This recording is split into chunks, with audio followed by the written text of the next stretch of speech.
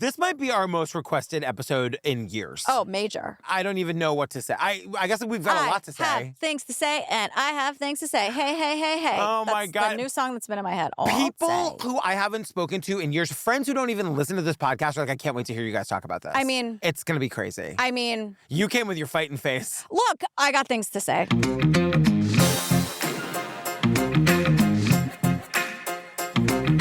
Hi, Jillian Benzavali. Hello, Patrick Hines.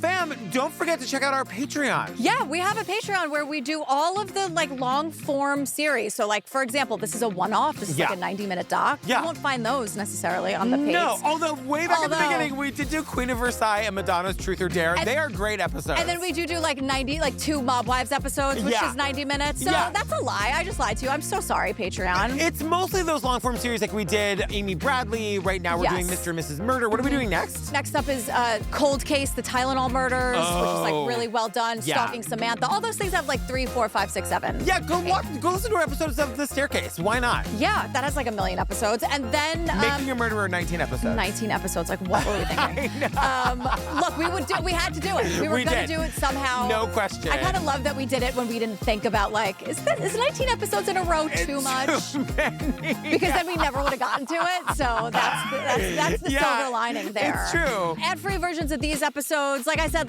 bonus random stuff like Mob Wives. Drag Bingo, which is also at the $5 level. Sometimes we send you stuff in the mail. It's all around. It's a whole thing. Also, join the Facebook group. It's True Crime Obsessed Podcast Discussion Group. You know all about it, I'm sure. There's 60,000 people in there. Something like that. Making friends. It's highly moderated. It's a very safe space. It's really, really fun. So come check it out. Yeah. All right, girl, tell them. Okay, Unknown Number, The High School of Catfish on Netflix. I have thoughts and feelings. You've been saying that for weeks. I can't wait to hear them. I'm going to try to contain myself. Okay. Well, why? Because apparently my delivery gets misinterpreted.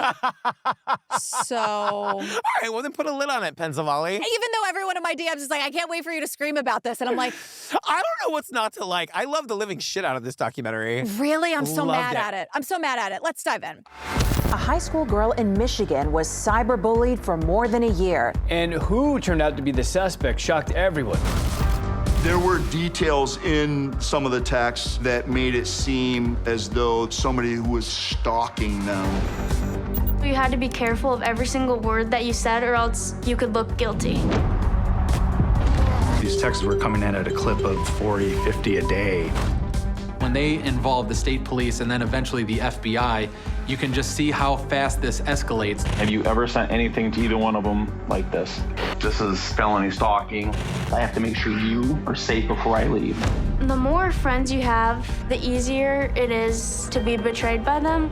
It's crazy how something like that could happen at Buell. Things are about to get so much worse. All right, so first we meet Lauryn. She tells us about Beale City, Michigan. That's where this all takes place. Well, first, all of the text messages in this film are real is the on-screen text, to which I said, oh no. I know. Because that's never good. Yeah. Because they're like, oh, we're not exaggerating. And they're all read by Skye Borgman. They're horrible. When you hear the voiceover, it's Skye with a distorted voice. I was like, oh my God. She's got the perfect voice for it because it's kind of low. And so it's very you can't wait to... You can't wait to... No, I'm saying you can't wait.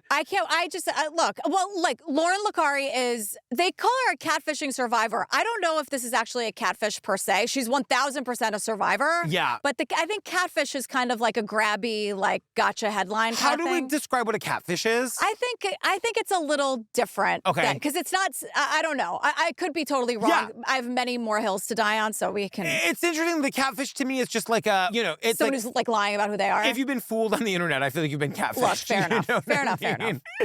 So we meet Sophie. She introduces us to Macy and Owen.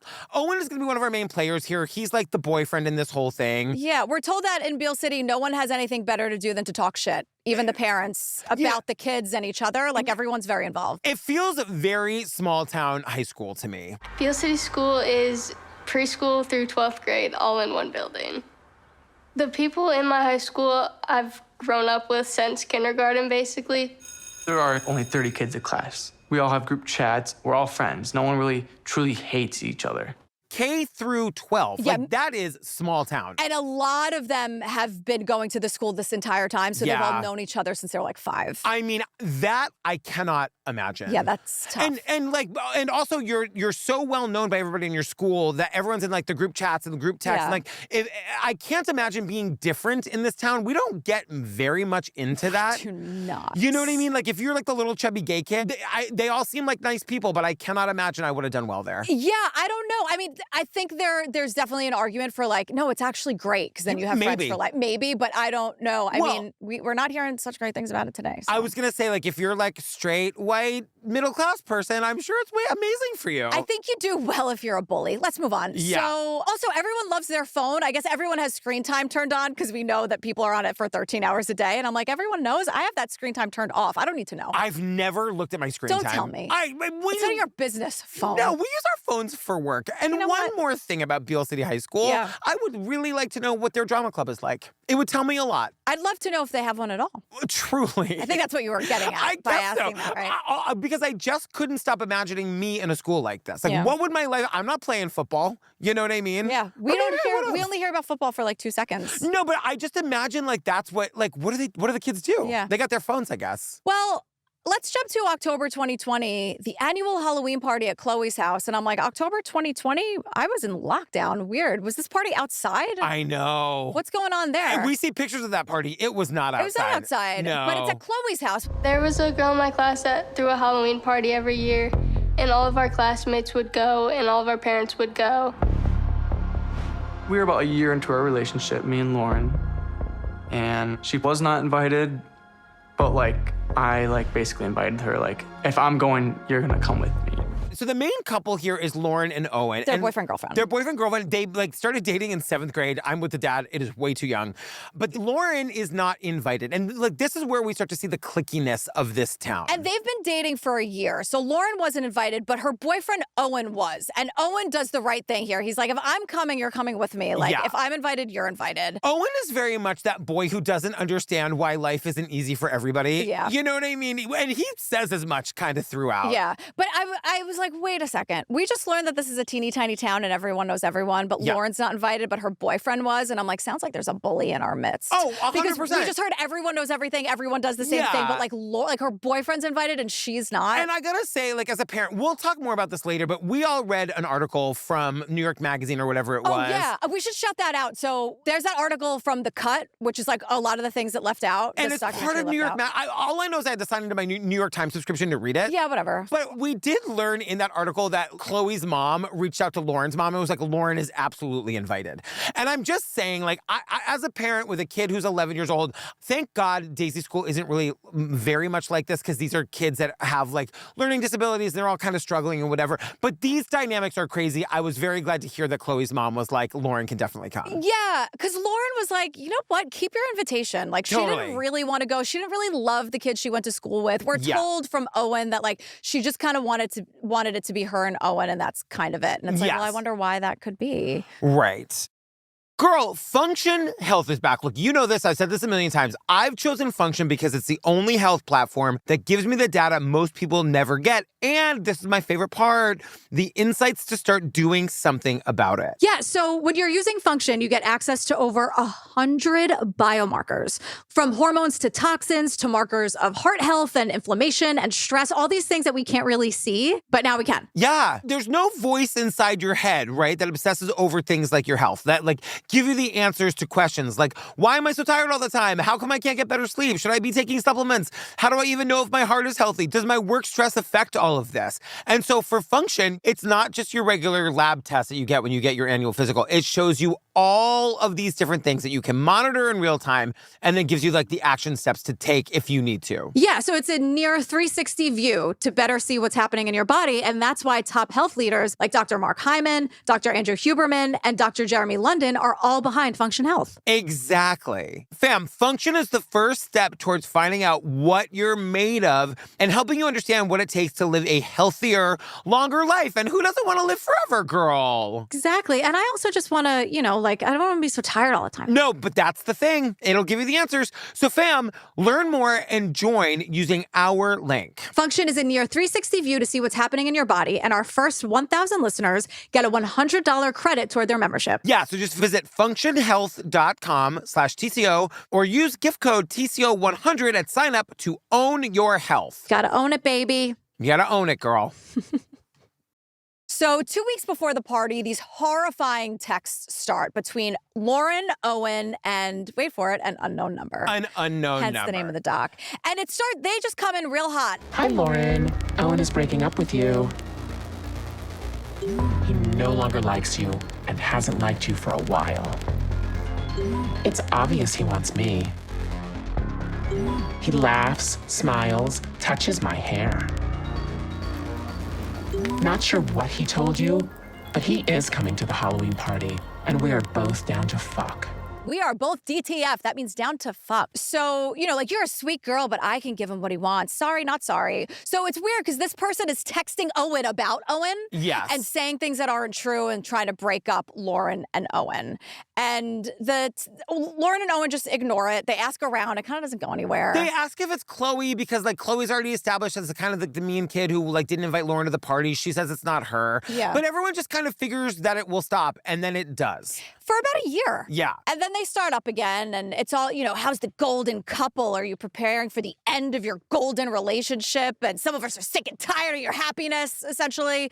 But the messages always come back to how the person texting is the girl Owen really loves. Yeah. And then, he'll be with me while your lonely, ugly ass is alone. I'm sorry, I have to say it. I have to get it out right now. These texts sound like they were sent by Judy Gemstone. It's exactly how she talks from The Righteous Gemstone. Oh. The more vulgar they get, the more they sound like her. Oh my God. When they get vulgar, it is so bad. Yeah, but all I hear is Judy Gemstone. Like, I'm trying to keep this, what did she say? I'm trying to keep this fresh physique fine. Not trying to be all loose and stretched out. Like Amber's played out pastrami. And I'm like, that's... Oh my God. Judy Gemstone. Oh, that's scratching the surface of the Judy Gemstone. But if my Righteous Gemstones people, tell me this is not Judy Gemstone. Oh God. Whatever.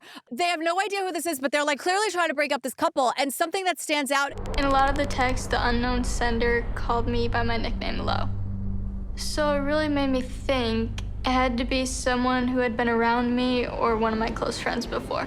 Lauryn is being called by her nickname, Lo. Yeah. So she's like, well, they clearly must know me somehow. Yeah, I mean, yes. And so Lauryn is saying, like, these texts are coming fast and furious. She's getting 6 texts a day. And before this, according to Lauryn and Owen, like, everything between them was great. Like, they were really getting along. They really liked each other. They'd known each other forever. The relationship was going really well. And this is starting to sort of get in the way of that. Yeah, so the Lauryn Owen story, they met when they were 12. That's insane. He asked her out. Lauryn's parents are here to tell us about this. Sean, her dad, Kendra, her mom. Yeah. Owen's parents are also here, Jill and Dave.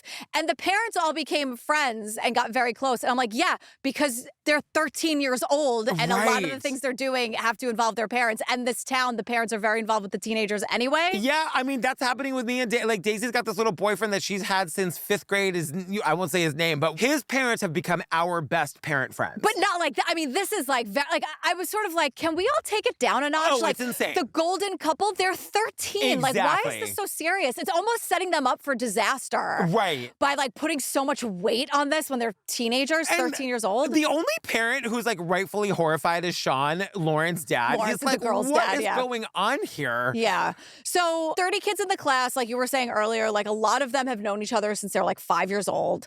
Owen's like, yeah, the texts were extra weird because there wasn't like, there weren't really cliques. No one hates each other. And I was like, can we get a girl's perspective? I and know. not like the popular 13-year-old who's on all the sports teams and the boy. Like anybody who isn't his perspective. You Like know what you I were mean? seeing it from your point of view. I was seeing it from mine. I Yeah. was like, where's the chubby gay? Where's the black kid? Where's the chubby gay kid? Yeah. You know what I mean? Like, and that's where I'm like, life is easy for you, Owen. Yeah. So the text starts getting specific about what's going on in school, like conversations in science class, who sat where in what class, like Yeah. really, really specific things, which must mean that it's someone in that very classroom. I never really suspected that it was the boys in our grade just because the boys in our grade aren't super involved with people. They don't really care about drama. Boys don't really have drama. We just play sports and have fun, that's all.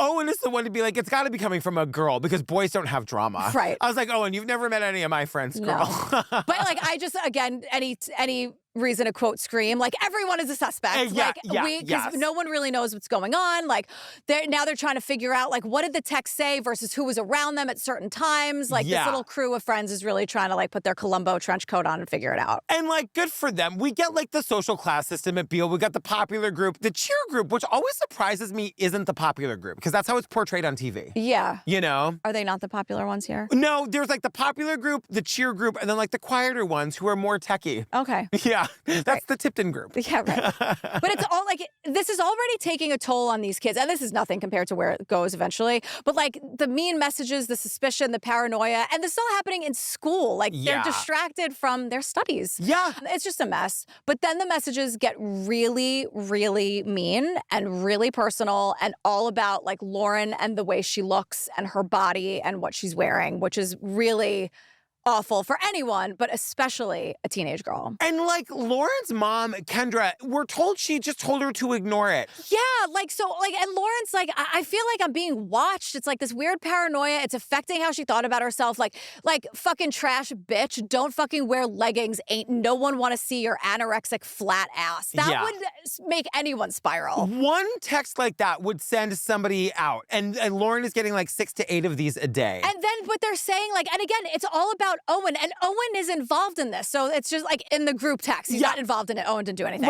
But like Owen literally didn't do anything. Didn't do anything, but he's in that group. So they're talking about him like, you're worthless and you mean nothing. Owen will never look at you. You messed up his life so badly. Like, fuck you, bitch. Like all of this. And none of this is true. Yeah. But it's meant to cause paranoia and distrust and suspicion. And I just want to go back to Lauryn's mom being like, just ignore it. I honestly, like, we hear at some point that Lauryn was begging not to go to school. I would have taken her out of school on day one. Yeah, because she's like, they're just words. Like to us, she's like, you know, I just told my daughter, like, she's beautiful, like, just ignore them. And they're just words. They're not really causing any harm. And I'm like, number one, not true. No. Like, words can cause a lot of harm. And two, can we not block the number? Right. Well, we're going to learn that they can't because they, like, the robocalls we all get, they just call you from a different number. Sure, but like, just to start it, maybe until they get a new, just to like give your daughter, your son a little reprieve, maybe for a night, like, it just. And also, like, there's so many parenting questionable choices that are made here. Like, we're going to go through all of the options that were presented to these parents. And eventually, and it's like,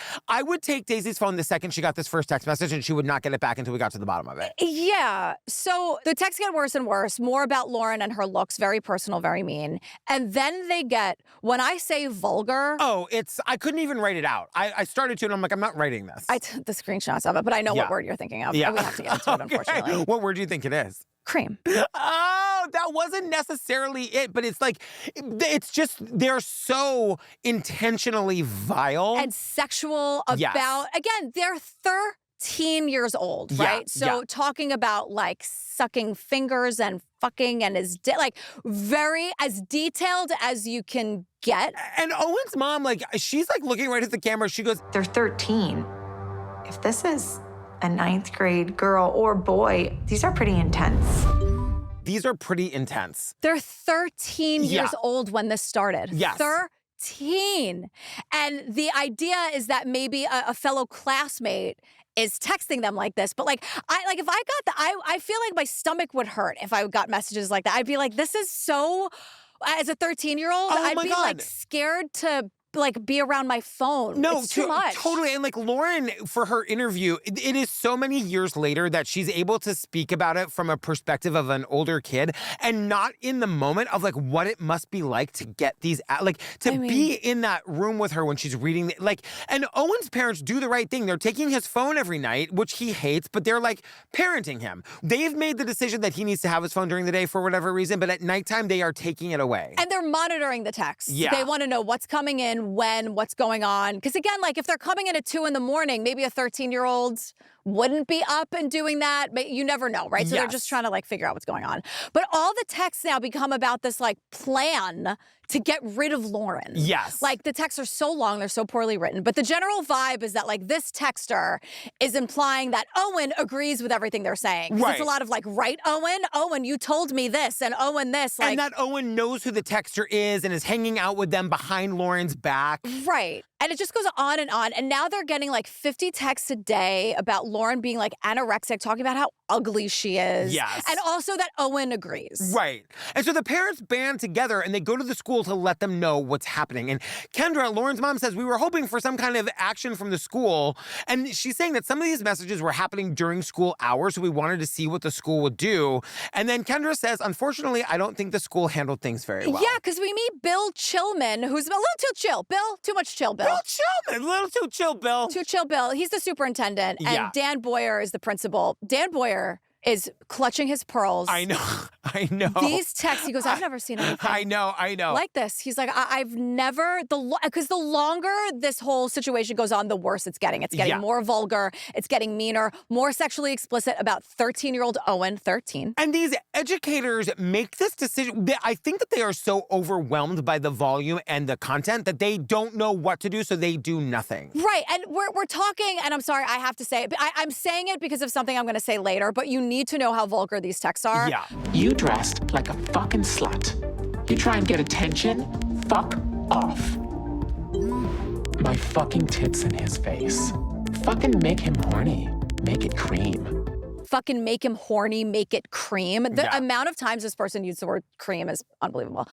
Girl, Goodles is back. This is that like macaroni and cheese you can eat the entire box of because it has all the good stuff. Yeah, so Goodles mac and cheese has 14 grams of protein, 7 grams of fiber with prebiotics, and 21 vitamins and minerals from real plant sources, which is great, but it's also delicious. It's so good because, you know, Monday night is macaroni and cheese night at our house. Every week it's Daisy's favorite night of the week. We used to like feel guilty about it because, you know, the stuff from the other boxes isn't as good. Now we'll let her eat a whole box if she's like had a big busy day and feel great about it. I also love the single serve cups because sometimes I forget to eat during the day and Mike is like, a little mac and cheese. And I'm like, oh, that's right. I know. I was thinking about you the other day when I was making it for Daisy. Our friend Bradley has switched to it in New Orleans. Bradley's doing all of our stuff. It's like so easy to do. You're just like throwing water in the cup. It's, oh my God. It's so easy. It's a low glycemic index food, which means it provides steady energy instead of a carb crash. And on top of that, it's kosher and clean label purity award certified. I love it. Award-winning mac and cheese, girl. I'll take it in my heart and in the world. Exactly. So fam, do what we did. Get yourself some Goodles. We know you'll love them too. Yes. Pick up Goodles on your next shopping trip. It's available nationwide at Target and Walmart, plus many other major grocery stores and retailers. And don't forget the new single serve cups. Tell them I sent you. Yeah.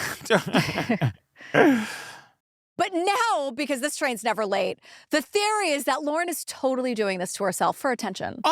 Unbelievable. Like, they're tracing the details back to her because it's things that like only Lauryn would know. You know, and I will say in that article that we read, they do say that like in studies and anonymous surveys, people do admit to doing this, but they're adults. Like this is a young 13-year-old girl. Right. And even the theory among the teenagers in the documentary is like, yeah, she was really quiet and not outgoing. So obviously she did this for the attention. I'm like, wait.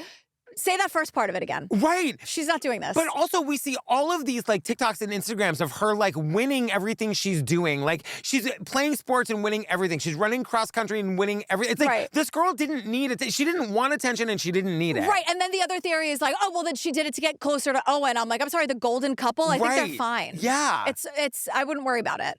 So the school rules out Lauryn and Owen right away, but the school also has 700 other kids in it. So they're like, okay. They even have video cameras up. Like they're going, and I'm like, I feel like we're not gonna, again, I'm an Occam's razor girly, so I don't know why we're like putting up secret cameras to try to catch someone and be like, well, the timing says and cross-reference shit. Well, it also sounds impossible. I took it as like those security cameras were already in place, but the principal is having Lauryn text him when she's getting text messages, which I was like, this is also inappropriate. Yeah, we're going really like, we gotta simplify this. Right, and like in a school like this where they've made a commitment to like wild abandoned cell phone usage, you're never, like every single kid in the hallway is gonna be on their phone at the time the text was sent. You're never gonna figure it out that way. Right, because what happens is, so we're told that like they can't or don't block the numbers because this person was using a random number generator app. Yeah. So like you can block one number, but they would just generate another one. So they thought about changing the kids' numbers, the 13-year-olds, but they didn't do that because it's so obvious that this is someone they knew. They'll get the number instantly. And I'm like, right, but if we had a little bit of patience, that's exactly how we could find out who this is. I guess that's true, yeah. Also, right? So Jill, Owen's mom, is like, can we please have like a cell phone policy at the school so my son isn't distracted by this while we should be learning? The superintendent is like, I'm kind of all over the board with kids having phones at school because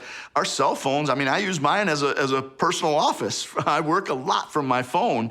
You know, I know that they can be used in a classroom as an educational tool. He does a lot of work on his phone, and I'm like, sir, you realize this policy is not for you. Right. It's for the 13-year-olds. Like, it's for the students. The thing that these educators are not realizing is that this is a crisis. They're treating it as like any other problem that the kids would encounter, when in fact we're dealing with a crisis that the FBI guy down the road is going to tell us a lot of kids that this happens to kill themselves. Right. So I learned, the Cut article said that this is the worst idea ever, is that every single teacher in the school each had their own policy about cell phones. Right. Which is the worst idea ever. Insane. I asked my best friend Ashley about this. She's an assistant principal in New York City. I was like, Ash, what's the cell phone policy? In 2 seconds. She goes, no phones. We collect them upon entry. And I was like, well, a lot of the parents, like the parents here, were like, well, what if there's an emergency? And she goes, if there's an emergency, the parents call the school if they need their kid. Yeah, and they're all thinking about a school shooting. Like, and if there's an emergency in the building, she goes, we contact families. It's called Trauma-Informed Response Protocol. It's a whole thing with the Department of Education. Yeah. So there are ways around this, that it's not like every teacher for themselves making up different rules regardless of, it's ridiculous. I couldn't agree more. The one thing that hit me was reaching kids in case of an emergency. To me, I thought they're all talking about a school shooting, that if there's a school shooting, they want to be able to hear from their kids. However, if there's a school shooting, the kids should not be on their fucking phones. Yeah. You know what I mean? And at the end of the day, I don't even think we need, whatever your free-for-all policy is with your cell phone, idiot school. Right now, we're in a crisis. We need martial law for this moment. We're not saying change the policy forever. We're saying, like, kids are being bullied within an inch of their lives. You need to address this concern in this moment. Yeah, they're 13 years old. They can do without their phones for a little bit. No they should question. be focusing in school. You know, it's not like, oh no, I'm going to lose all my numbers. Like, how many numbers do you have at 13 years old? Right, and the superintendent being like, I understand that they can be used as an educational tool. Can they? They shouldn't be. Sir, please. You know what I mean? And again, we're not talking about you. Right. Adult person who loves emailing from their phone. We're talking about 13-year-old kids. They're just not recognizing this as the absolute crisis that it is. And the school honestly didn't want to deal with the parents. They were too afraid to deal with all the parents up in arms. Truly, that's exactly right. Because even the Cut article says, you know, they knew the parents wouldn't tolerate it. So that's it. I do think that's an important point, that the not having a cell phone policy really came from the parents. Like, the school allowed it, but the parents were saying they didn't want that. And I guess I can understand a world where not everybody understands how bad this is, but like, I don't know. All I can say is, me as a parent, I would be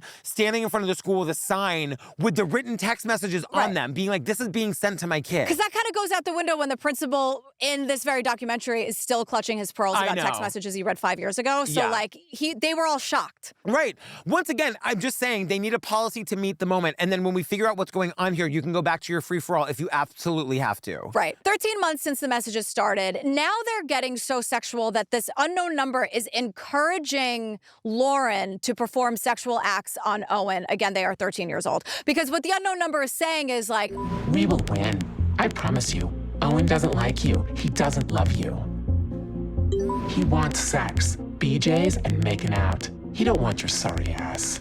He doesn't want your sorry ass. So now what this person is essentially doing is encouraging a 13-year-old to perform sexual acts on another 13-year-old to make sure that he likes her. Yeah. Which is an insane thing. It's just another thing of like, if it were my kid, the phones would just be gone. You would have no access to her. You know what I mean? Is it worth it? Not really. Who are you texting? Like, why do you need a phone at 13? I was just going to say, like, what good is outweighing this horrendous bad? Zero. You know what I mean? So she can Google how to spell inoculation. Yeah. Inoculation. But like, and again, it'll just be temporary until we get to the bottom of this. Exactly. And because again, like, you don't feed the troll. You don't feed, if you have the phone, so whatever this person wants to happen, which is chaos in your life, it's happening. So if you don't respond and then the person knows you don't have a phone and you're not feeding them in that way, they will find someone else to torture. Yes. And I don't wish anything, but again, to the next person, ignore them. It's called gray rocking. Don't engage. And may I take a moment for ignoring? I want to stand here and tell you that I know how hard that can be. I really do get it, but it's works. Awesome.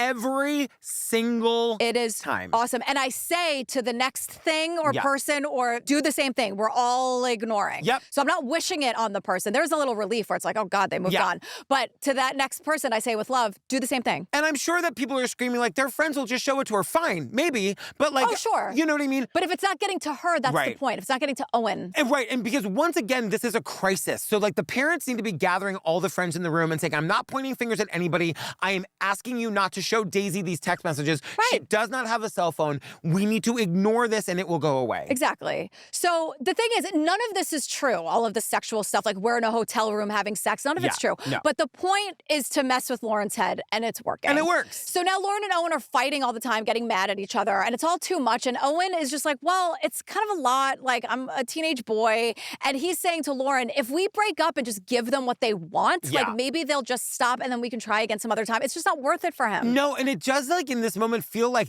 Owen, like these children are navigating these decisions themselves. And I know that Owen's parents are here and they are very invested in this and they're very upset about it. But I'm like, I don't know. It feels like there's like young kids making big decisions. Right. Like I thought they were making this 13-year-old relationship very adult before. Yeah. With the golden couple thing, which I think is not healthy and very dangerous. But now this, like Owen is navigating feelings that no 13-year-old should have to deal with. Totally. And so he breaks up with Lauryn and she's heartbroken. You know, they were together for 2 years. He was my first love. And Kendra, Lauren's mom, is right by her daughter's side to console her, helping her through her first heartbreak. Like Kendra, the mom, Lauren's mom, is crying even now talking about this. Like it was just a mess. And it also doesn't work. I feel like in the messages, all they want us to do was break up.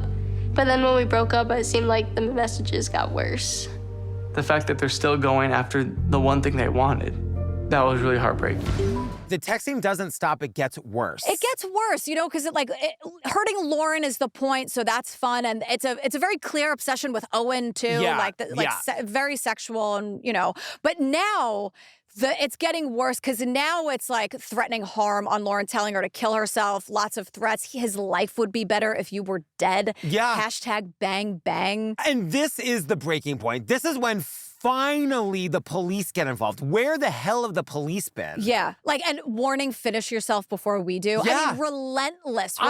I would never leave my house again. No. Honestly, I would be so scared. The mental health toll it's taking on both of these kids. Lauryn, I mean, I just don't understand. Like, it's just unbelievable. So 15 months since the messages started, Officer Mike Main is the sheriff. The school finally calls him, and he has a meeting with all the school people and the parents. Yeah. And, you know, everyone's there. They're saying this has been going on for a year. The parents are very worried about their kids. They're pleading for help.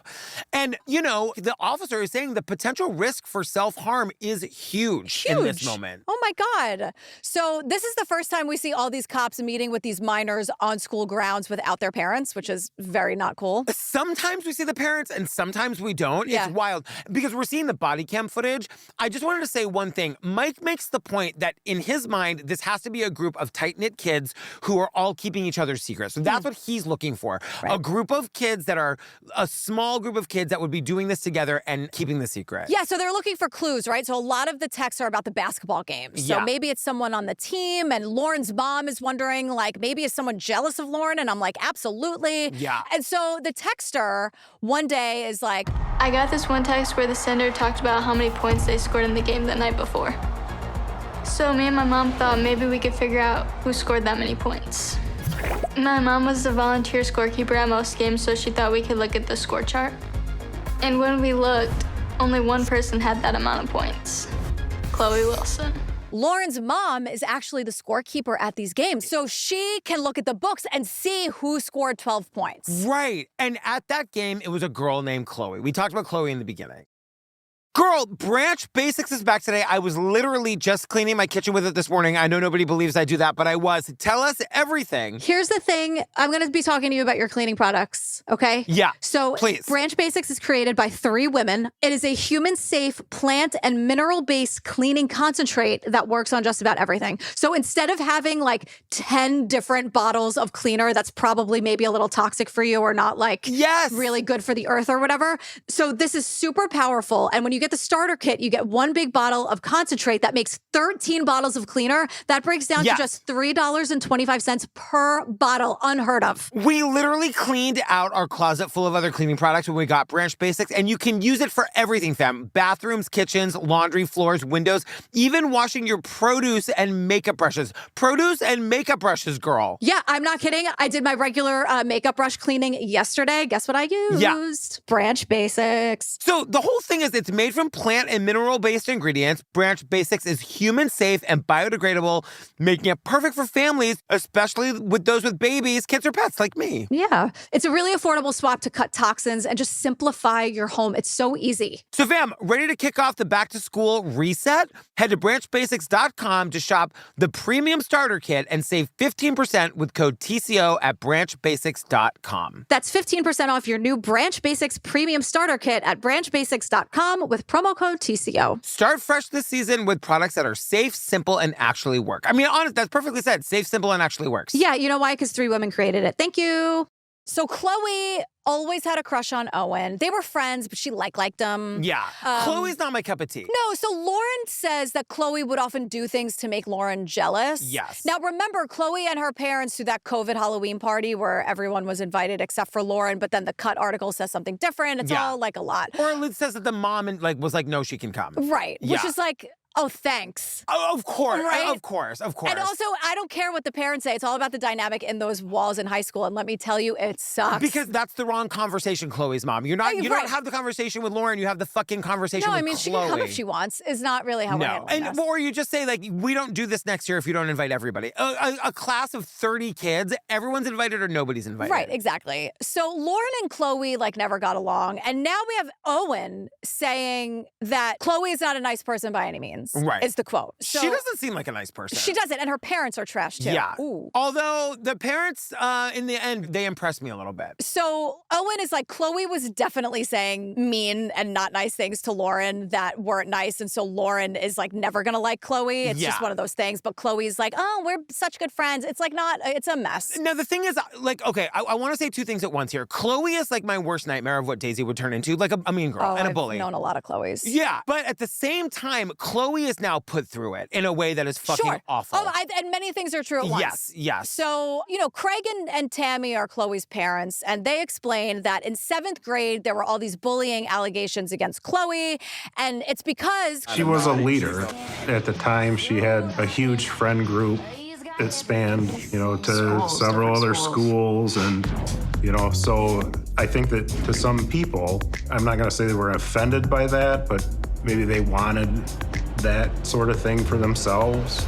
People were just jealous, and I'm like, it's giving. Sometimes people are really mean to the hot popular girl. No question. From Kelly Kapoor. They absolutely, yes. They love that they think that their kid is the cool kid. And by the way, everyone's just jealous. That is the worst kind of parent, in my opinion, that you can be. If your kid is the cool kid and your kid is not a leader that includes everybody, then you are doing it fucking wrong. Yeah. We see this a lot in parenting and just in life, that a lot of times the parents want their kids to be the thing that they weren't or something, Yeah. So I don't like that. And also, it's in a lot of ways, I would assume, more pleasant to be on the side of the bully because no one wants to be on the other side of the firing squad. Of course. No one wants to be the one being shot at. So I think sometimes parents, maybe, in my opinion, would be like, well, at least she's not the bully. The bullied.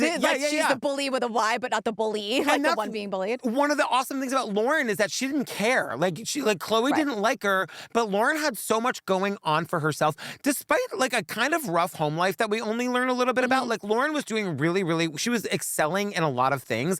And so it was a definite mismatch. Yeah. So the cops talked to Khloe on school grounds, but her dad is here because her dad's a cop. Right. So he wasn't good. But it's can all kids have the same, you can't just pull someone out of algebra. Yeah. And talk to them without their parents on school grounds. I remember we had a school cop and he would do it. He was a good guy. His name was well, I mean, high school's wild. There was a time a kid brought a knife to school. Well, you know what I mean? So the kids would get questioned about that all the time.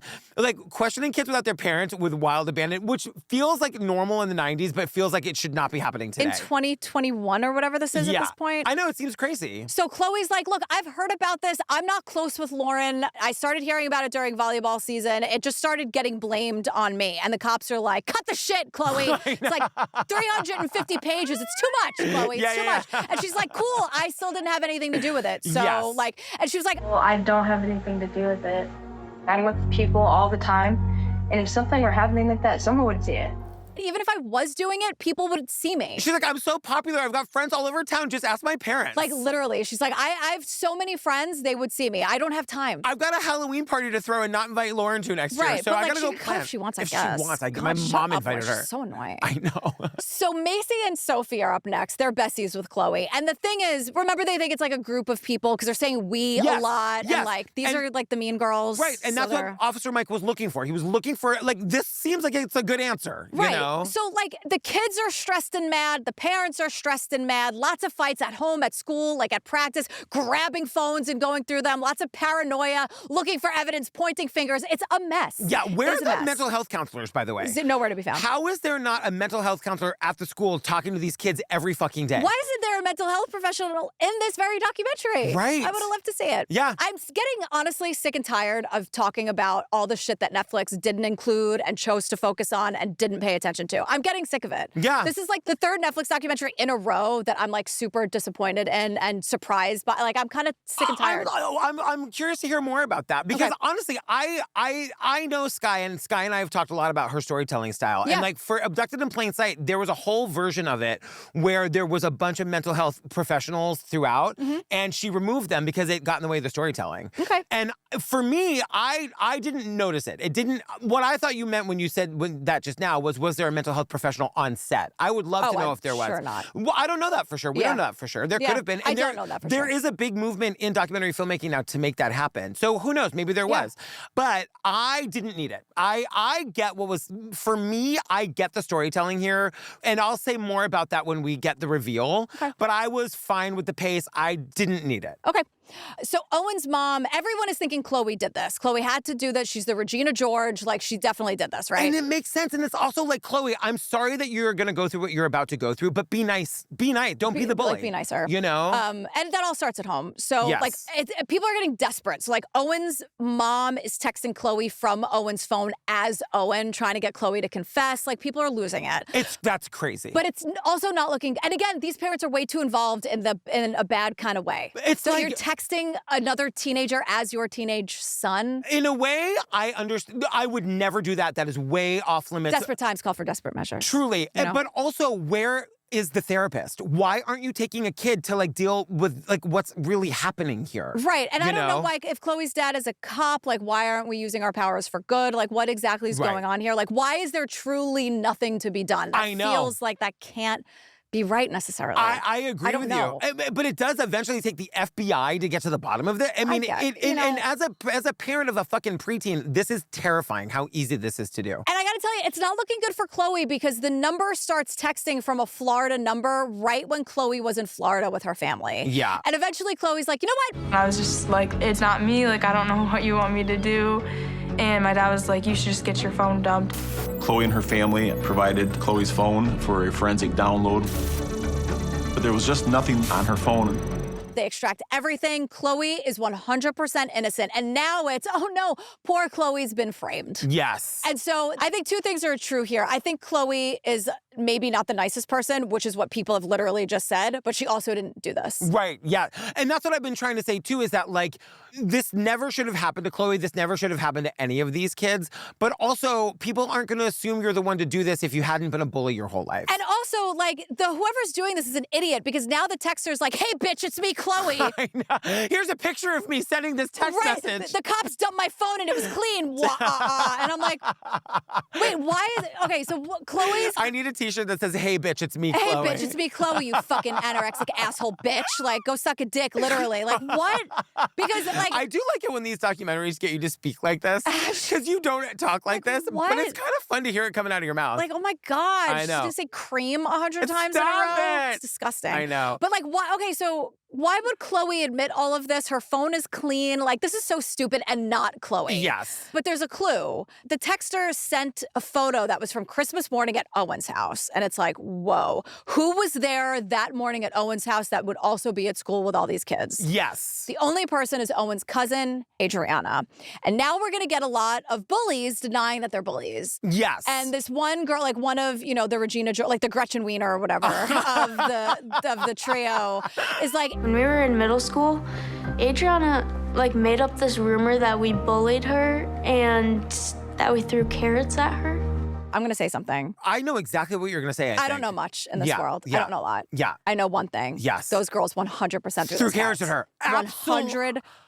You and I had the exact goddamn carrots. We had the exact same Adriana. reaction. And the insult to the injury, knowing that Adriana's going to watch this documentary where she's denying it again. Yeah. Well, look, Adriana comes out looking exactly how she should, which is a traumatized person who's been through hell and back, and those girls look like bullies. I'm going to piggyback on what you just said. Every single person in this documentary comes off looking exactly how they should to me. Oh, good. I'm glad you feel that way. Yeah. Yeah. I've been thinking about this since watching this. There was a girl who is now a woman, but a girl at the time who went to my high school who was objectively like a beautiful girl. And for whatever reason, the kids at my school decided to hate her, and they would bark at her when she was walking down the hallway. Bark at her. Unbelievable. It was absolutely astonishing. It's the kind of thing when you are, like, who wasn't bullied, right? You experience it when it's happening to you, but to see something like that happening to another person, it has never left me. I saw it happen when I was in 11th grade, and it has never left me. Oh, it's horrible. Yeah. It's horrible. I'm not comparing myself to the pretty girl in your school, but I remember there was a group of bullies. Oh my God. I could tell you stories that would make you crazy. I'm sure. But in high school, and they were older than me, and one of them like pulled me aside. She was like, "Can I talk to you for a second?" And she was like, "You look so ugly today." And so that would be kind of their move. They'd like want me to come here, like come over. And I remember one day they asked me to come over in the cafeteria, and I was like, no. And they were like stunned. And that was a very big learning experience for me, where it's like, oh, I could say no, and that has power, and that was a complete sentence. And, but they used to be like, they would like want to tell me something real quick. I will never forget it. I won't even say her name. But you look so ugly today. I cannot, number one, I am so sorry that happened to you. Oh my God, that's nothing. Thank you, but that's nothing. I cannot imagine how much worse our lives would have been in high school if cell phones existed. Oh God. Or social media. You know what I mean? Yeah. Like, horrible. Yeah, it's really bad. Like people, like the idea of like to say that out loud to someone face to face. I know, that's insane. It's crazy. And to bark at someone? Yes, and it's like the parents, all I can think about is like, do you know that your kids are like this? You must, on some level, know that your kids are like this. I think sometimes the kids have a great Eddie Haskell routine. Yeah. But I think sometimes the parents know, and I think sometimes it's easier for them. My biggest thing... Because it was not fun listening to me cry about it. You know what I mean? Yeah, it was not fun to parent me at that time, I'm sure. My biggest thing when we had a kid, before we knew anything really about what her personality would be like, was not that she would be bullied. That would be awful, but you can survive that. My worst nightmare was that she would be a bully. Yeah. And that is one of the things that we have worked the hardest on with her, is just being kind, and she is so loved at her school. These girls had so much power that I remember one night, one of their boyfriends called my house and did the like verbal bullying thing. And then when I was bartending, he came in and wanted to be my best friend and get free drinks. And I was like, bye. Oh, I read him for filth and got him the fuck out of there. Oh. But I was like, do you remember when your girlfriend told you to be mean to me, and you were 2 years older than me, and you called my house? That is insane. Like, you fucking loser. Yeah. Oh, we crazy. could do this all day. All day long. So back to Adriana, because this is Adriana's story. So they threw carrots at you, Adriana. I'm so sorry that happened to you. You are seen and heard. And so there's definitely bad blood between Adriana and this like clique. And like Adriana didn't frame Khloe, you fucking idiots. And I just want to say that Adriana says... There was a couple of times I did not want to go to school. It makes you feel like the entire world is going against you. Like it feels like there is no way out. There was no good days I had at that point. There was no way out at that point. You know what she's saying? That she was thinking about killing herself. Unsafe thoughts for sure. 100%. So now on top of that, the bullies, her bullies are now making it seem like she's framing like poor innocent Khloe, because now Khloe is a victim here. Right. Which she is, but I think it's now being manipulated to be My question is, others. Khloe, did you learn anything? Did your parents sit down with you and have a conversation about the lessons that you could have taken from this? I'm gonna guess no. I hope they did. I hope they did. And I hope that Khloe can look back on this time, maybe watch this doc or whatever it is. Oh, she's on TikTok. Well, then fuck me. But like, I just hope that at some point in her life, she can reflect on this and learn something. Because they're all still kids, which is another thing that I think is a little dangerous in this documentary. Like, I don't think these children have enough space space and distance from it. Because I agree. I hope that you're right in that too, that Khloe is, again, like, where are the parents to be like, please don't go on TikTok. Yeah. You know, like, please don't dig this hole deeper for any of us. But well, like, because also, Khloe, that's going to follow you forever, and it should, you know? Right. My greatest hope for me when I go through a hard time is that I learn something from the suffering, you know? And maybe you have to be an adult or whatever, but like, there was a real opportunity because Khloe went through something awful. For her parents for sure. to sit down with her and say, what did we learn from this? No, because what happens is, because Khloe's dad is a cop, right? Yeah. So Khloe is now, like, she's being framed, and everyone thinks that Adriana, who's like maybe the biggest target of this little clique, is framing Khloe because of how upset and jealous she is. Which is absurd. Absurd. But I'm wondering if maybe the cop dad pulled some strings, because Adriana's here to be like, oh, now I had an even bigger target on my back. Yes. It was the worst. My opinion towards police officers has changed since then. Now every time I pass a cop on the road, like, I am scared. Like, I'm scared of cops now. She has a visceral PTSD reaction to it. Yep. And I wonder, maybe they don't talk about this. This is a wild guess and maybe just a little bit of an opinion. If Khloe's cop dad was like, you fucking bring her in there and you scare the shit out of her and get her to admit what she did to my little girl. Yeah. I just wonder if some clout was thrown around or if some privilege was thrown around there. It could be, and it gets worse for Adriana because now she's getting texts from the texter. Right. And like, it just gets worse and worse and worse for Adriana. She says, I broke down, I was terrified. And it should, from someone who didn't live through this, make it a little better, because it's like, okay, well, it's not her. Right. Yeah. It's not her, unless they'll be like, well, she's texting herself. Like, oh my God. Yeah. So spring of 2022, no one is okay, honestly. It's a bad time all around. This texter is relentless. Like, the point, I guess, is to ruin lives, but the amount of time this is taking is crazy. Owen's mom has his phone all night, but she's looking at the phone. Texts are coming in at 1 a.m., 3 a.m. My note here is this person is fucking insane. Insane. And like, Lauryn, like, the kids are really struggling. The parents are really struggling. Like, Lauryn's parents, for example, Kendra and Sean, they're upset about what's happening to their kid. They're fighting internally all the time. Like, their relationship is suffering. They're in a really bad place financially. They have to move like 4 times. 4 times. Lauren is sinking into a very, very dark place. And like, begging not to go to school. And like, I've got a kid with a learning disability, and there are days that she begs not to go to her specialized school for kids with learning disabilities. It's the worst. And it is the heartbreak of my life making her go. If Daisy were experiencing anything like this, she'd be gone day one. And even Lauryn now, like, we see screenshots of Lauryn begging the unknown number to stop. Like, what do you want? Tell me what I have to do. Yes. And this heartbreaking thing that Lauryn in the doc says, reading the text back now, little me was just trying to stick up for myself. Oh my God. And you know, she says it almost with a little bit of a chuckle. It's really nice to see that Lauryn is okay-ish. So there are no leads, and these children, because they're children, are suicidal. Like, everyone's at a breaking point. Yeah. There's this one moment where we see Owen's mom on body cam at school talking to one of the cops. She is the embodiment of exhausted. Oh, yeah. She is shaking like a sobbing. leaf. She is shaking. She's like begging the cops to do anything. This is where I really feel the frustration of nothing happening. And she's saying exactly that. Yes. Are you telling me that after all of this, there's still nothing to do? She hands over Owen's phone. It's buzzing as she's handing it to the cops. She's like, this has been going on all day. But all day today and all day for the last 16 months, this woman has not slept a solid 8 hours in a year. Right. So 18 months since the messages started, the cops, who haven't really done anything but bully Adriana, call in the FBI for help. Enter Bradley Peter, FBI liaison. And I'm like, Peter Bradley? Bradley Peter? Guy with 2 first names? Whatever. So the first step... He's got a cup of coffee. That is not a prop. He is drinking out of that cup of coffee. You know that makes me crazy when I'm like, that's an empty cup. I know. But I saw a show the with cup. $1 zillion budget. I know. Empty cup. I love that he was like, I'm going to bring my coffee into this interview. You know what, He's like, doing it, Bradley Peter. I need all the energy I can get, Truly. says FBI Bradley. Yeah. So step number 1, they do a full extraction of Owen's phone. They don't find anything. He didn't do this.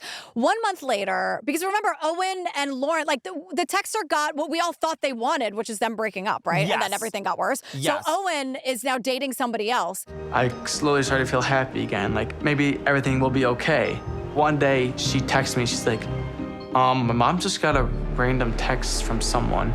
And here we go again. It's the same format, same words. Telling the girl from Pinconning to back off me because I'm theirs.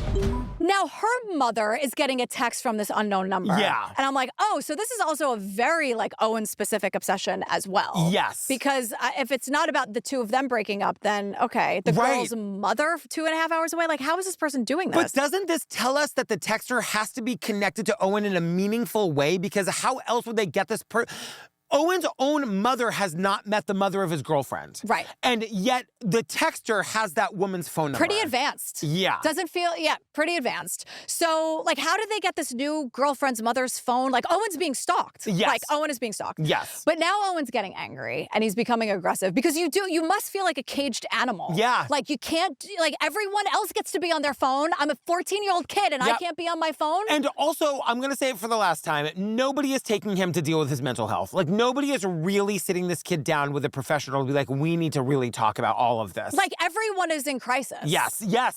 You know? And it feels, again, like a documentary where we have the benefit of seeing it all put together. Totally. And maybe they, like, I feel like Owen's mom knows it's a crisis. I feel like the kid sometimes thinks it's a crisis, at other times they don't. And I think we have to remember that everybody has a little bit of information and we, the viewer, are the only ones with all of the information. Yes. So it is just exhausting. Yeah. But FBI Brad is like, hold tight, I'm almost there. Yeah. Because he's trying to find this unknown number. And he's like, I know it's in one of those weird apps. So he takes the number that's sending the messages and he tries to figure out what company owns that number, like what app randomly generated it. Yeah. And at least one number came from an app called Pinger, which I'd never heard of, but it's an app that people use to disguise their phone number. Yeah. Which is like, what are the good uses of that, I wonder? I was just going to say, if you're using that, I would like, dear listener, tell us what I'd love to know. You know, because you're either cheating on your partner or you're trying to get away with something. Or something. Yeah. I'd love to give me a positive. If you're prank calling like a bad guy, great. Disguise your number. Sure.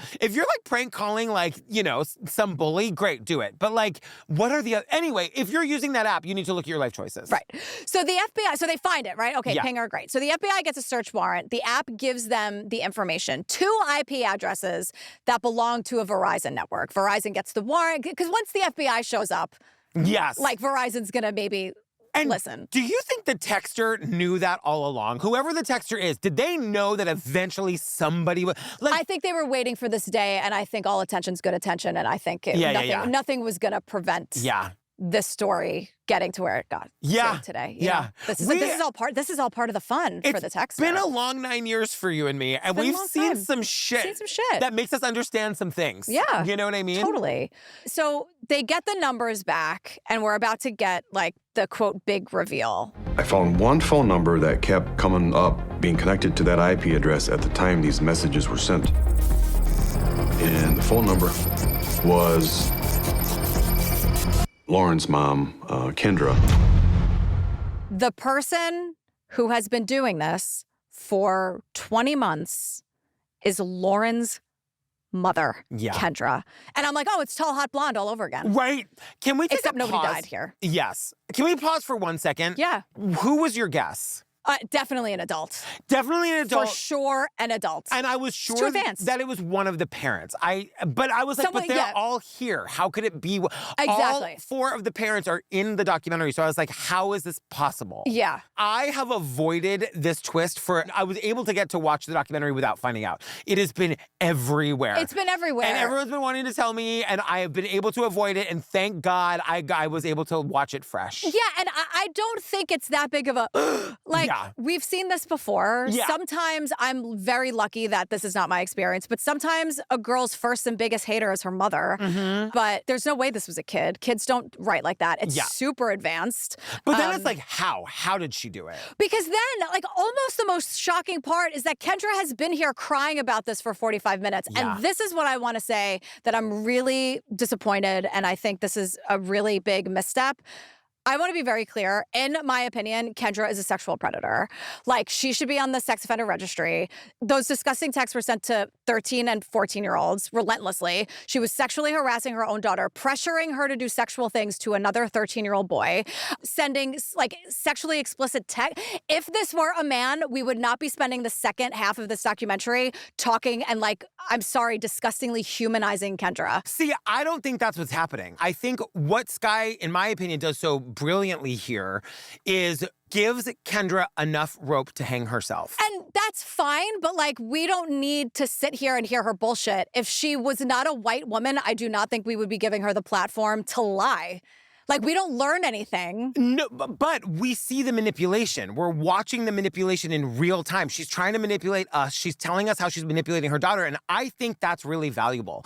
I think seeing how these people do this, I think watching it happen in real time, I think that's one of the reasons why you make a documentary like this, because you get the monster to sit down. That's what I was saying before about everybody in this documentary comes off exactly how they should. They reveal themselves, and I think we need to see it. And I'd be more willing to agree if anyone used the word pedophile or sexual predator, because we don't talk about her disgusting sexual obsession with Owen. Yeah. The way she tracked down his new girlfriend's mother's phone number. This is an Owen-specific obsession, and we will get into more of what was left out of the Cut article. Yeah. And I would be, I guess, maybe more willing to see that side of it, but no one is talking about it, and there's a couple of really, like, shady editing things they do here. But, like, the Cut article doesn't mention it either. You know what I mean? Like, no one is calling her stalking him? Yeah. Stalking, they do, but I mean, she gets convicted of stalking. But, like, no one... he's a child, he's a 13-year-old boy. The sexual texts that she was encouraging her daughter to do, her sexual fantasies about this 13-year-old boy,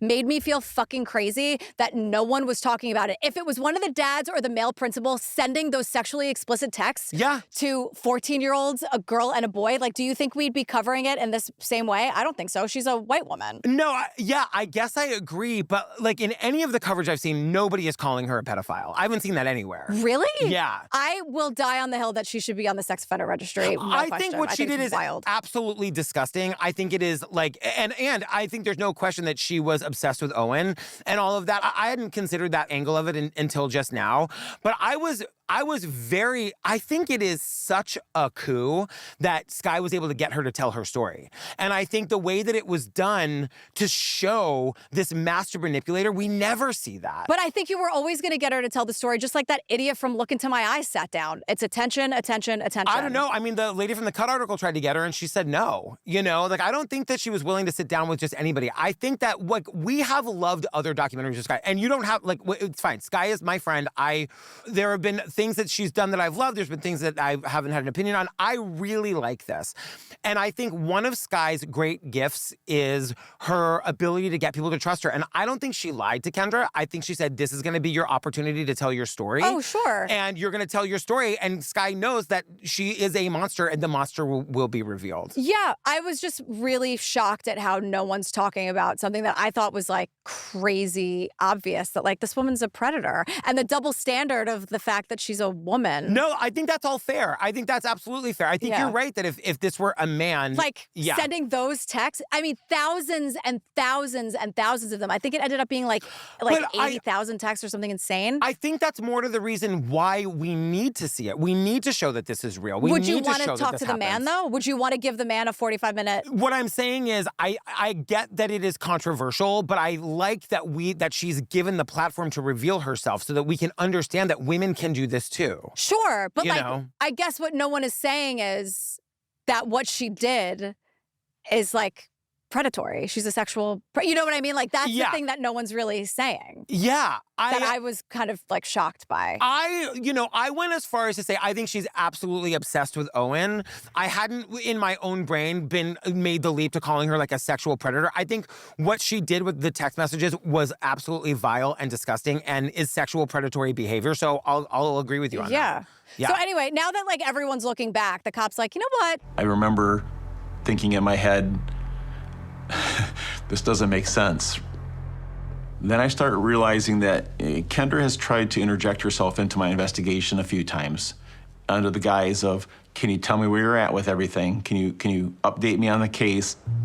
Kendra was always asking a lot of questions about updates on the case. And at first you're like, okay, well, any mom is going to ask that. Yeah. But she was also, like, really, really, like, really involved in the school. Yes, and had been from day one. Like, we learned in the Cut article, too, that she was, like, doing the book fair and doing the bake sale. And, like, not all involved parents, but Kendra. Yeah, yes, like, for keep sure. being involved. We love involved parents. But, like, now that everyone's looking back, they're like, well, they mentioned that she has an IT background, and then you're like, Yeah. So the article says that she worked at an IT service desk as a specialist in cell phones. Yeah. Like, she wasn't just IT, she was, like, cell phone IT, so she could, like, and she probably has access to other websites. You know, like, when it's like, you can Google something, but if you have access to a certain website, you get, like, more information about it. That's probably how she got the new girlfriend's mom's number. Yes, right. But then also, like, where did the picture from Christmas morning come from? How did she get that? Because she must have gotten it from somebody that knew Owen, but wouldn't the person who took that... Her daughter. She's been manipulating her. They're enmeshed. But what I'm saying is, wouldn't the daughter remember having taken that picture and being like, that could only have come from me? It has to be my mom? I think her mom was hacking into all of her phones and stealing all of her shit. Like,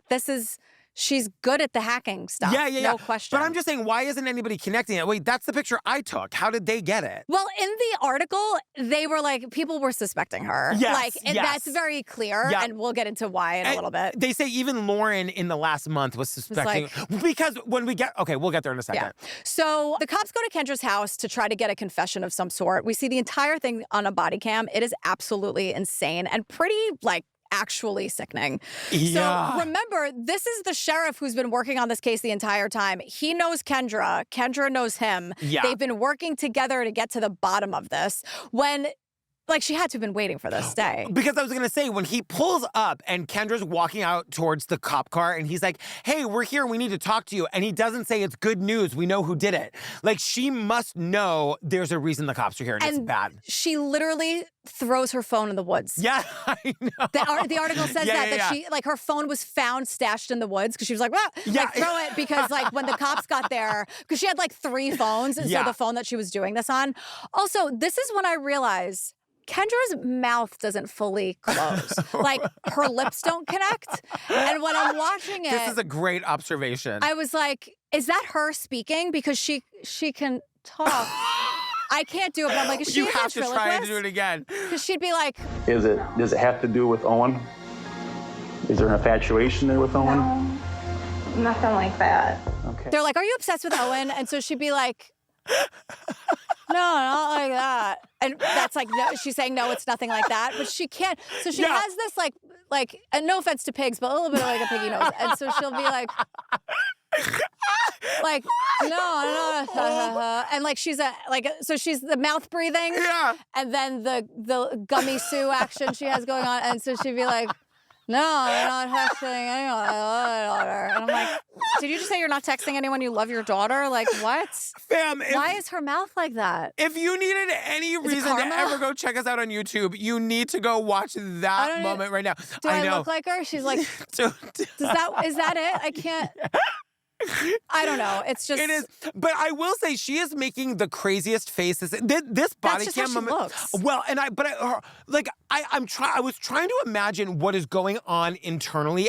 It's all about to come crashing down, and Lauryn is sitting right next to her. Which never should have happened. So the cops say, we came up with stuff that comes back to you. The messages are coming and originating from you. And she's like, I can't do it. Because you won't be able to understand what I'm saying. Yeah. No, is that it, right? I can't do it.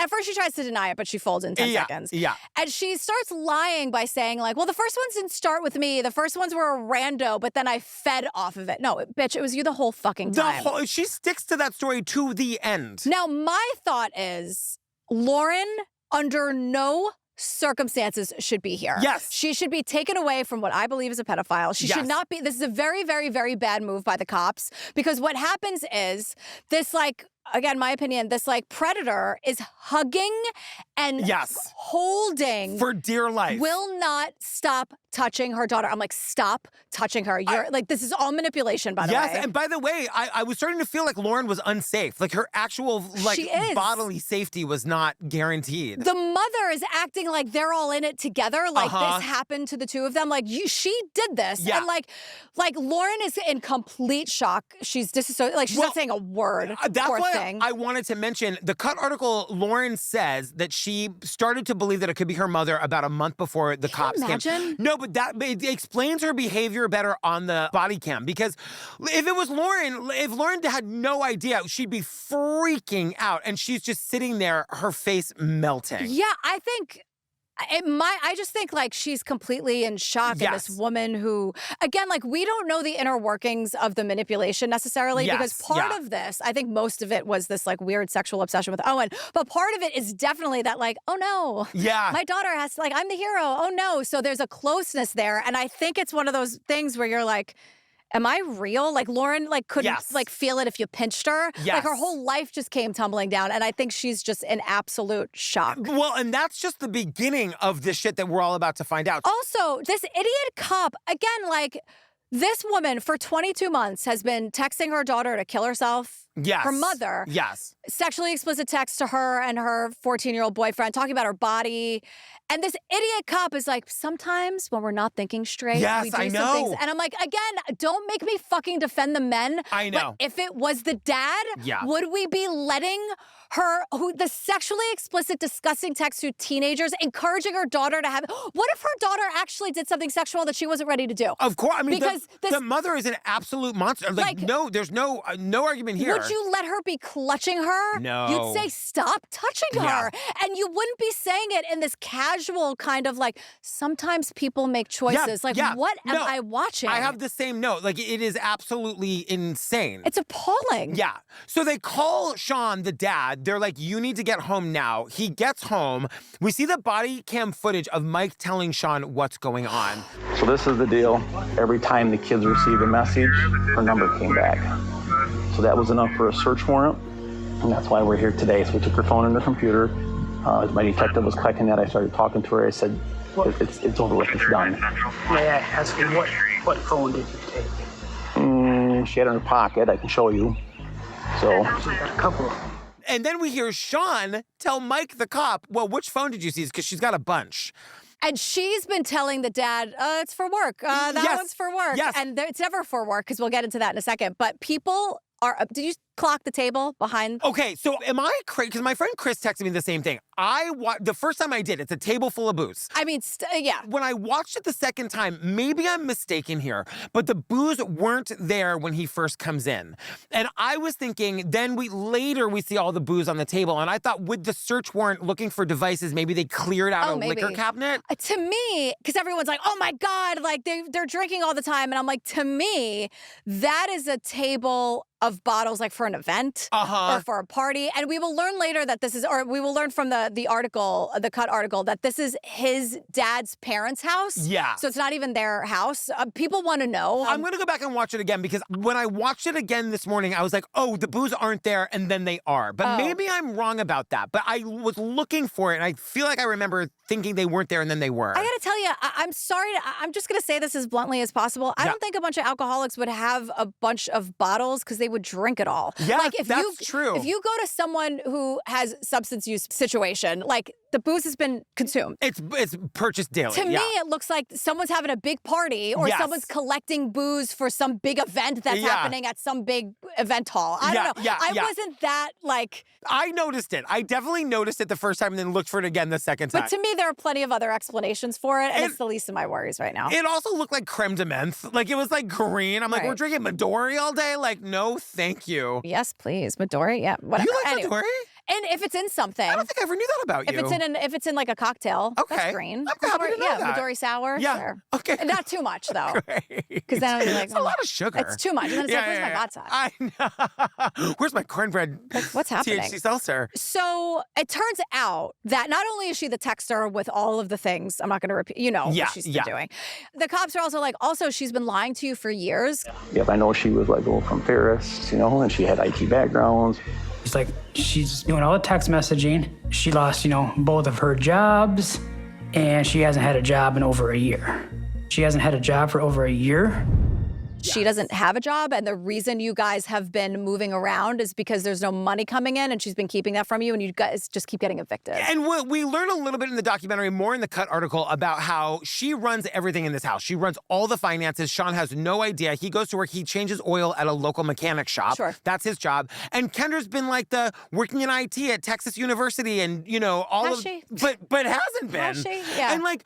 They moved 4 times in 1 year. And then, oh my God, Sean tells us this horrible story about they moved all of their stuff into a storage facility for like $100 a month, and Kendra didn't pay that bill, and all that shit got repossessed. But then, was it in the article or in the documentary where they just admit to her basically committing insurance fraud and then we never talk about it again? It's in this documentary where it's like the assumption is that she said the house got struck by lightning and she got insurance money that she then just kept. Just like disappeared somewhere? Yeah. Anyway, so this is felony stalking. Again, like the sexual behavior is not discussed, but the father, the dad in this moment is like, Kendra, I don't care where the hell you go, but get out of this house right now. Yeah, and like that is where, because he says it's over, I'm done. Right. And that's when Lauryn breaks down. That's when Lauryn has finally, and I'm like, how is everybody allowing this to happen right in front of her? Because the parents are literally standing on either side of her, ending their marriage. But when it's after, so it's like, okay, you're caught. And then the dad comes in and he's like, I know everything. And now you have to leave. And now Kendra is crying and grabbing Lauryn, being like, I can't leave her. Yes. And I'm like, she's cradling Lauryn and kissing her head after the sexually explicit text she sent to 2 13-year-olds. Get her away from that kid. I know. Don't let her touch her. Stop kissing her. It's fucking weird and disgusting. The cop, I think, cannot handle the fact that this is a woman that has done all of this and he doesn't know what to do. Yeah, he like doesn't know what to do. sometimes we make bad choices. I know. Like, are you kidding? What if it was the dad? I know. Don't make me defend men. Yeah. But then, like, cut to Kendra today crying, and I'm like, oh God, now we have to do this? But this is the important part, I think. For me, this was the important part, where it was like, oh, now we're gonna watch Kendra try to manipulate us. I think the production team sees this as revealing the monster, and Kendra sees this as her opportunity to get us on her side. Yeah, I'm just gonna, like, respectfully disagree about That's okay, it. yeah. Because, like, to paint the picture, right? Like, she would, all of the stuff she would do, like threatening to kill her daughter, telling her daughter to kill herself, all the sexually explicit stuff, like bringing, even though Khloe, we have our issues with Khloe. Khloe. She didn't do the thing that, framing teenagers, all of these people, a town in crisis, poor Adriana, like just the ripple effect of everything she did, plus the sexual stuff, stalking the new girlfriend and her mother, blackmailing teenagers, lying about her job, probably maybe insurance fraud. Yeah. And then being in the principal's office, like pretend you're the cop and ask me a question about it. Aren't you so upset about what's happening to your She'd be kid? like, oh, totally, I love my daughter. Hold on a second, you fucking anorexic bitch. I Why know. don't you suck your boyfriend's dick? I mean, Yes. literally, because people were saying she was on her phone all the time. Yeah. Like one job that she admitted to losing, it was because she was on her phone too much. She got fired for texting non-work texts. And it's like, how many other people is she doing this to or has done this to? Like, what is going on here? But don't you think that Sky, and I have not talked to her about this, but don't you think that Sky thinks that too? Like, I don't see there's any world in which this documentary is like, and now we're going to let her tell her piece. I just don't know why we're not talking more about, like, the predatory behavior. Like, no, I just feel like that's a missed opportunity. Like, why wasn't she pressed about any of that? But why wasn't she charged with it? You know what I'm saying? Like, I think there's a reason. Like, I think, I think it's sick that she wasn't charged, but I don't think it makes it any less bad that she did it just because she couldn't be charged with it. In my opinion, I think she was absolutely obsessed with Owen. There's no question about that. I think she was jealous of her daughter. I think she was also needed her daughter to need her. I think it's all wrapped into that. The predatory sexual behavior, I think that's a thing that you have to be able to, like, I don't know, prove, like, it's... Yeah, I mean, the system's broken. I wish we could do that, you know? But I don't understand how you can, like, for what other reason would you be texting a 13-year-old boy like that if you don't have the text pedophilia inside of you? The texts that we saw that were sexual in nature, I thought were mostly to Lauryn, about what Owen wants her to do to him. But if Lauryn's dad was texting about what he wanted someone to sexually do to his daughter, do you know what I mean? Like, Yeah. I just think it would be a different conversation. Yeah, I haven't, like, really thought this through, but I think she's just a monster in every way you look at it. Oh, well, that we agree on. You know what I mean? Yeah. So, but Kendra, then, like, cut to Kendra, and she's like, you're gonna think I'm crazy. And I'm like, you got that right. But then she's like, every single one of us makes mistakes. Not a single one of us has lived a perfect life. And realistically, a lot of us have probably broke the law at some point or another and not got caught. I mean, I'll be honest, you know, I'm sure people drove drunk, haven't been caught, right?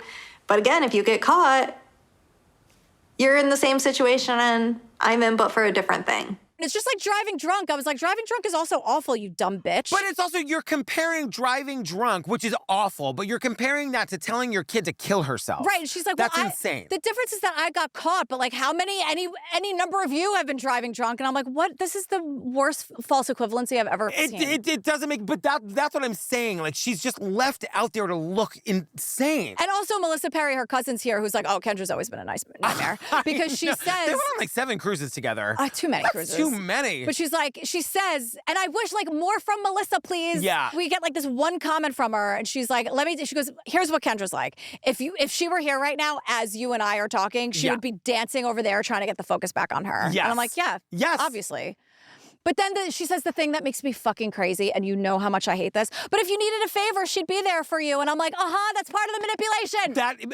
Right, like that makes perfect sense to me. Not everyone who's nice is manipulative, but Kendra is. Yes. But this is like, I want to say it was even in that moment when she said that I was like, oh, this whole last 20 minutes is about exposing the manipulator. Yeah, and you like know? making her sit down and recreate and like reenact her sending the text in the dark with her fucking open mouth and her mouth breathing. Like, yeah.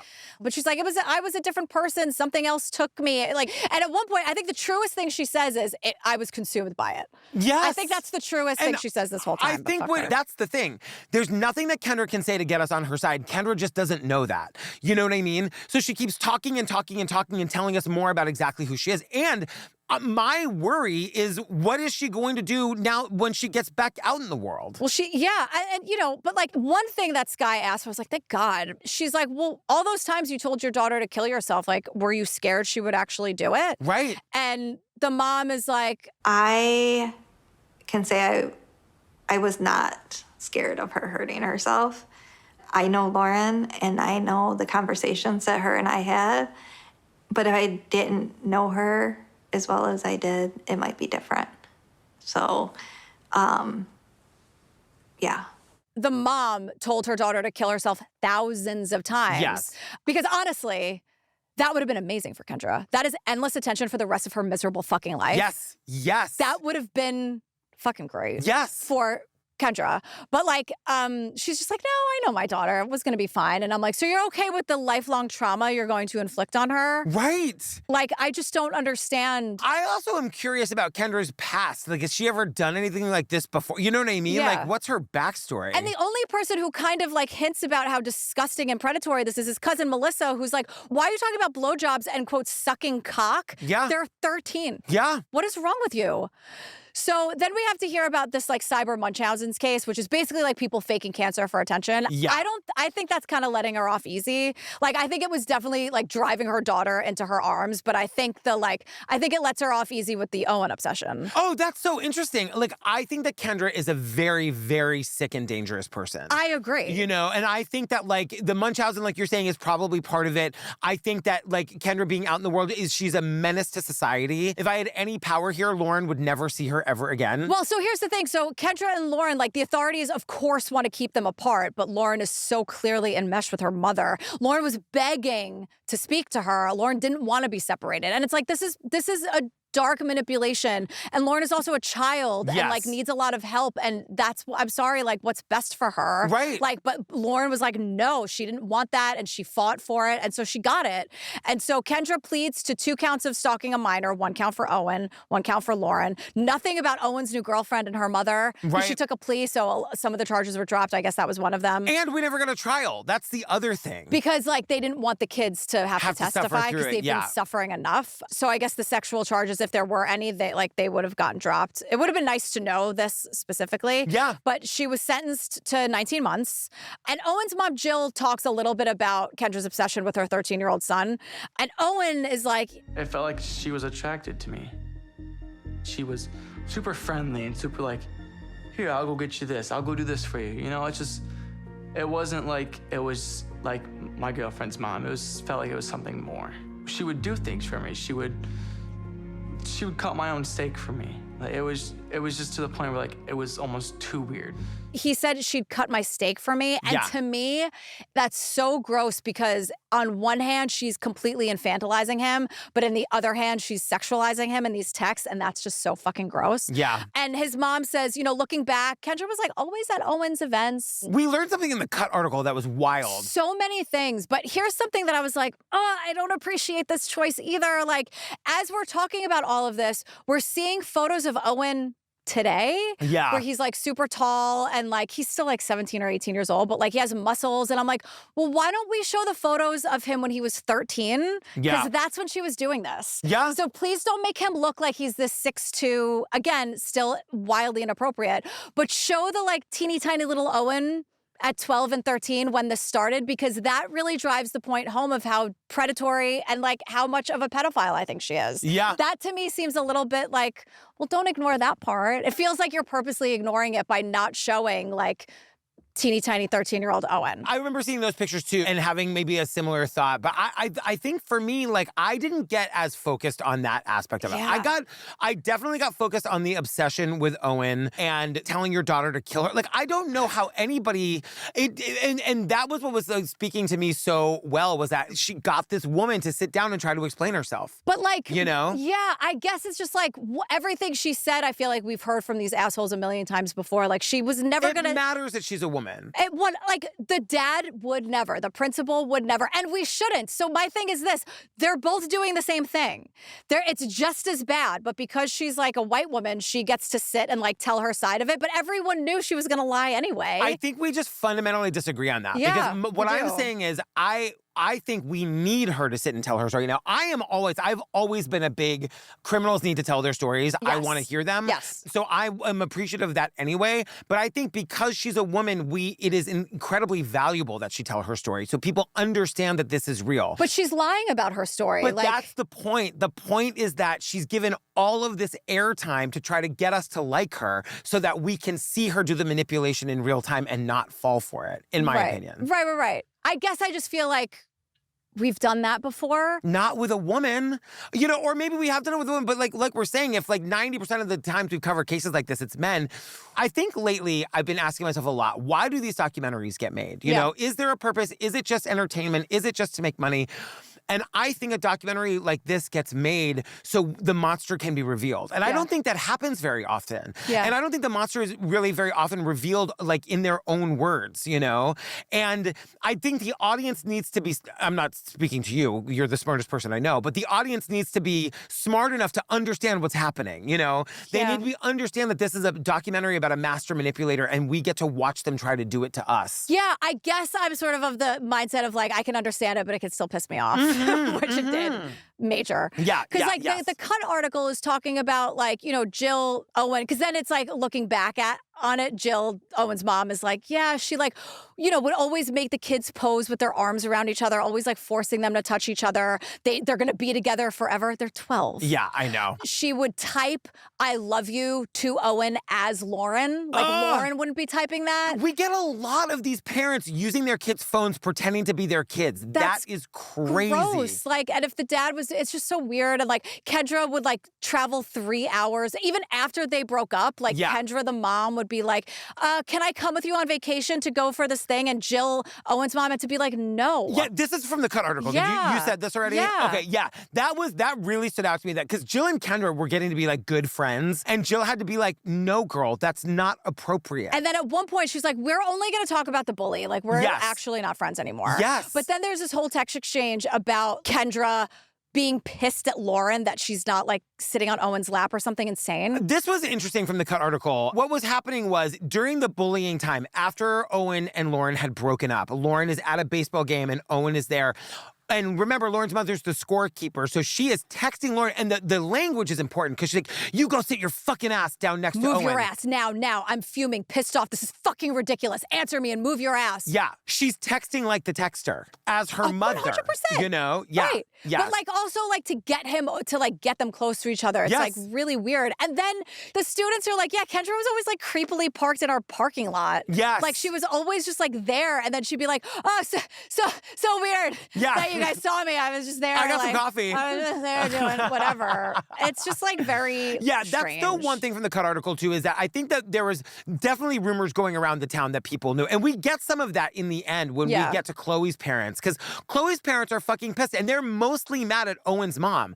Because they're like, Owen's mom led the charge against Khloe. And Khloe's dad said, I texted Owen's mom in the first week and was like, this is probably Kendra. Yeah. You don't know her that well, but it's probably her. She's not an honest person. Like, they clocked Kendra from the beginning. They did.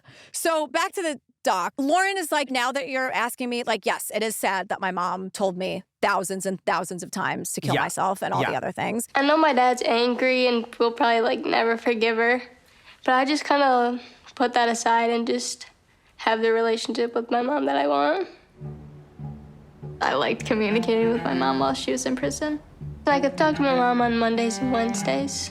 She loves her mom and she loves that they can talk on Mondays and Wednesdays and they email all the time. And then we see these screenshots of these like sickening love bombing emails from Kendra to Lauryn. From prison, like, sending butterfly kisses. Like love, but the word love just like 1,000 times. I'm mad at you because you said goodbye and not I love you goodbye. And then Kendra is trying to blame her rape at 17 years old for why she did this. And I'm like, as a survivor, like disrespectfully, give me a fucking break. Yeah. At the end of this, like Khloe's parents do want to say like, yeah, we clocked her, but they're being weird because also, did you hear how her mom says the word documentaries? What does she say? Documentaries. Yeah. Because she's talking about like, I'm sorry, they're kind of bullies, I think. Yeah. Because they're talking about how it's like so fucking obvious that Lauryn and her dad were in on this whole thing. Yeah. Can we not? I know. Lauryn is a victim of this. Yes. Like, we are not gonna drag a child into this. Lauryn didn't know, like, stop. She's been manipulated and abused by her mother. And stop. I will also say the Cut article points out that Lauryn's dad didn't know a lot about the texting because Lauryn's mom kept it from him. Along with her finances and everything else. But being the texter herself, not only did she, like, she kept it from him. And, like, you know, Lauryn's dad might not. We see in the end, like, Lauryn and her dad are doing great and they've gotten super close and he's a much more maybe attentive dad now than he used to be. But he was kind of a hands-off parent. You know? And I think that was also, I don't know their dynamics. Like, maybe he wanted, I don't know. But Kendra was also happily manipulating that. 100%. So I'm sure it's like, oh, you don't have to worry about that. Oh, it's just drama on the phone. Don't worry. You know, like, I'm sure. Yeah. And so we get, you know, Lauryn saying that now that, because her mom's out of prison, her mom got out of prison in August of 2014. And so Lauryn's like, I'm not allowed to see my mom now that she's out of prison. I want to see my mom when the time is right. I think it would just be a relief to see her, but like also hard. I want to see her when the time is right. And from the article, Sean has divorced her and received full custody. Now, reportedly, like the Kendra and Lauryn are allowed even less contact. So I think they can talk to each other and, you know, when a certain amount of time gets up. But it ends with Lauryn saying, you know, I love my mom. I love my mom more than anything. And this is another, like, editing trick. There are two interviews with Lauryn. I was going to mention that, too. And the pink outfit is, like, she's obviously much younger. It happened right away. Yes. And the gray outfit, she's, like, you can tell she's older. And, and has thought a little bit more about this. Right. So in the gray outfit, she's saying things like, I just want my mom to get the help she needs. Like, I don't want to talk to her just yet. Like, I need to do work. She needs to do work. Like, whatever. But that's like the gray hoodie. And then the younger Lauryn, so like to end with the younger Lauryn to be like, I love her more than anything, in my opinion, is pretty unethical and done for the sake of shock value at Lauryn's expense. Because it sort of wants you to end with like, oh my God, that's fucking crazy. Yeah. And I wish, like, there used to be like little lower thirds about like when the interview was done. Yeah. And I wish it didn't take some like, wait, what? That feels weird. I'll like, give you that. I'll give you that for sure because I was glad to hear what looks like an older Lauryn say, I'm not ready to talk to her yet. I'm not ready to whatever. And then ending it with her saying, I love her more than ever, which was clearly filmed before that. It's like, hasn't Lauryn been through enough? We're going to end on sort of this like, what? How could she say that? It's like, well, she didn't. Yeah. And even if she did, she's abused. She's a victim here. But I love that she's going to college for criminology. I know. Right? And of course, this ends with, if you're struggling with mental health, go to wannatalkaboutit.com because that's another thing. Like, I would have loved an expert, I guess. I hope these kids were... I get it. I understand why there wasn't an expert, you know? And I think, unfortunately, we have to accept that, like, like documentaries are storytelling, you know? And like somebody like Sky, who's like a real artist in my opinion, takes that very seriously. And I just remember having the conversation with her about Abducted in Plain Sight and why she took them out. Look, this isn't like something about Sky. I'm talking about this very documentary. I think it was wildly irresponsible to not press her on a lot of things. I didn't like the ending. I felt crazy for not talking about like the sexual predator aspect of it. And like we have interviewed Sky. I loved what she did with Lacey Peterson. She took that story back for Lacey's sake, which I loved. So that's why I was so surprised and disappointed in so many aspects of this. Yeah. But, you know, that happens. Hey, we agree to disagree sometimes. Sure. And like, you know what I mean? I'm not budging on it. So I'm happy that we can have this conversation. And no one's asking you to budge. Good. Thanks. Yeah. And usually I will budge. I'm just saying like, I'm not going to budge on the sexual predator aspect of it. Sure. And I'm going to think more about that. It really upset me. You know, I just felt like, man. Yeah. But, you know. Oh my God, girl, we did Unknown Number, the high school catfish. Is that what it's called? It is, yeah. Oh my God. Fam, you want to check this one out on the YouTube. It's True Crime Obsessed podcast on the... She's making the face again. You have to come and see it. It's wild. Join our Patreon, join our Facebook group, join our Discord. What do we do next, girl? Rom-con. Who the fuck is Jason Porter? What? I don't know anything about this. That's the name of it. But it says like who the blank, but it's Rom-con. Who the fuck is Jason Porter? It is 2 episodes on Amazon, but we're going to do it in one because it's like 2 40-minute eps. We can knock that out as one episode. Great. I can't wait. I know nothing about it. This is an extra long episode, everyone, so I hope you loved it. I know. This one that we're doing right now. All right, we love you. We love you. Bye. Bye.